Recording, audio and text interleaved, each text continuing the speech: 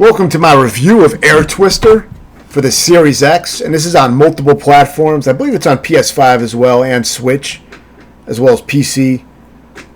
I did work on it for about 2.5 hours on the Switch version, but I was playing it through the Yuzu emulator, so it did not run great on that emulator, and it would keep stuttering for long periods, and then it kept crashing on me near the end of the game, so I pretty much wasted 2.5 hours playing that version, but it was like a demo for me, I guess, and it sold me on picking up the Series X version, which is a hell of a lot sharper, sounds better, and runs at a much smoother frame rate with no stuttering that I noticed. So I recommend getting this on a more modern system other than the Switch, but the Switch version might actually be okay. It's just I was playing on the emulator, so I can't really comment how it runs on the actual Switch.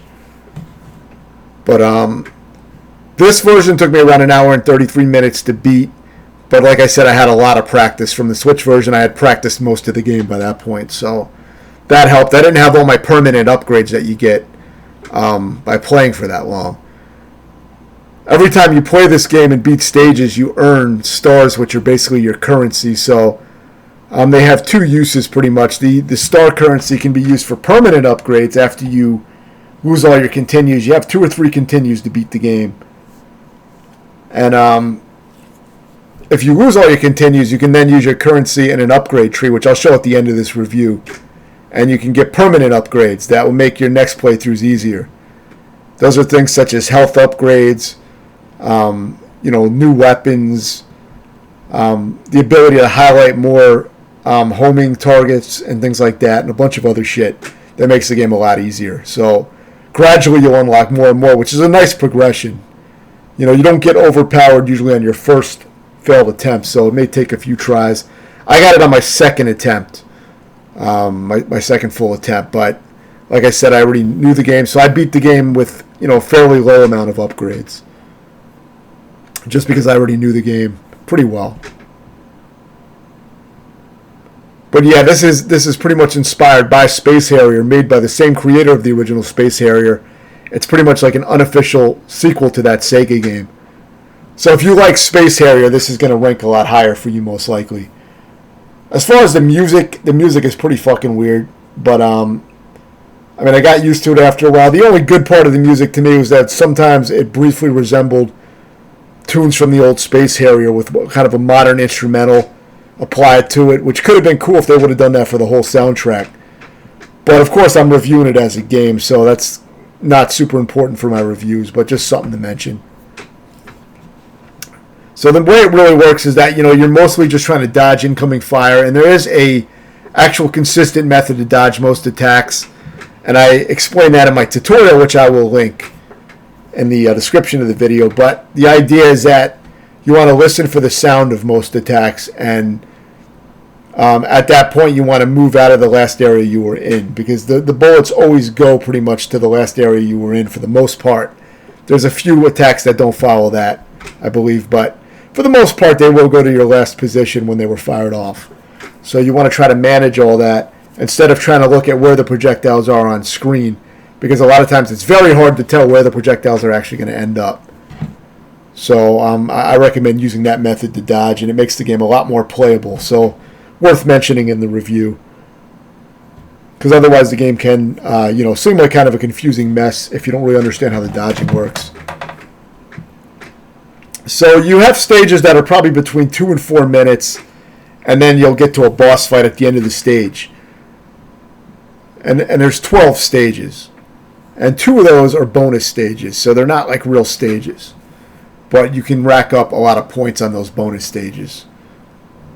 And the currency is used for a few things. If you earn a lot of points in a stage, which is mainly done by killing whole groups of enemies instead of just individual enemies, you want to kill their whole swarm. They come out in little waves. By doing that, you can earn some of your health back for the next stage so that you don't lose a life. Because you don't have any lives, really. You have continues. So, each continue gives you 1 life. But you can take multiple hits. It's shown up at the top left corner, your health meter in the form of hearts. So racking up more points will actually convert into hearts at the end of the stage and give you some health back. So, that can help keep you alive longer. So it's worth getting it. Plus, the more points you can rack up before you fail a run, the more upgrades you can get when you cash them in between runs. So, it's a good system. And it has a nice pacing to it, kind of a steady pacing. You won't get overpowered after your first one or two runs. So it gives it a nice progression to where it feels satisfying to get a little bit farther on each run, which makes the game pretty addictive.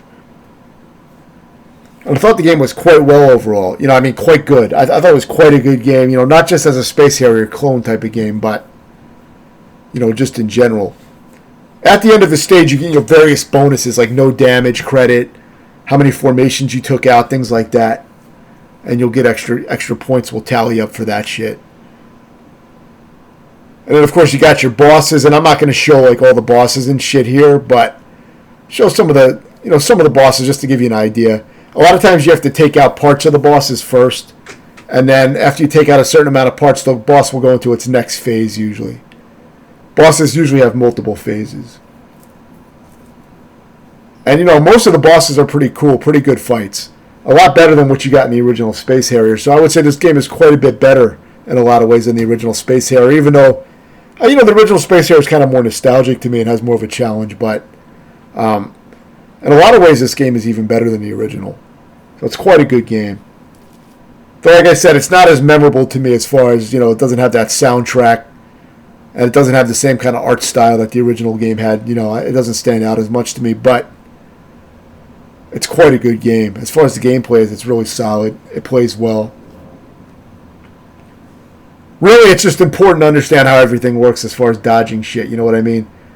Now, for that, I shouldn't have really got hit because it shows you where the claw is going to swipe, with those arrows on screen. But, if you're not too focused, you can fuck it up. But a lot of the bosses have pretty simple patterns once you get them down. But some of the later bosses are still kind of challenging. So they do escalate in difficulty. And the final boss is actually a pretty cool fight. I don't show it here, but it's a pretty good fight that tests your skills pretty well. You have to deal with other enemies and things while you're fighting the boss, so that's cool. And this is your skill tree that you're going to upgrade between runs. And here I show myself upgrading, I believe, to get a specific weapon. The lightning... It's called Lightning Chaser or some shit, I think. I'll see in a second. Yeah, Lightning Chaser. That was one of the only weapons I ever tried, so I can't tell you if there's better weapons, but that one is good because it homes in on enemies, pretty much homes in on everything on screen, and you can spam the shit out of it. It's actually really good. I used it in the Switch version, but like I said, I lost all that progress pretty much. So yeah, for me this game is a solid 7.5 out of 10. Quite a good game. And I could even rate it a little bit higher, but for me I think it sits at a 7.5. If you have any questions, let me know, and thanks for watching.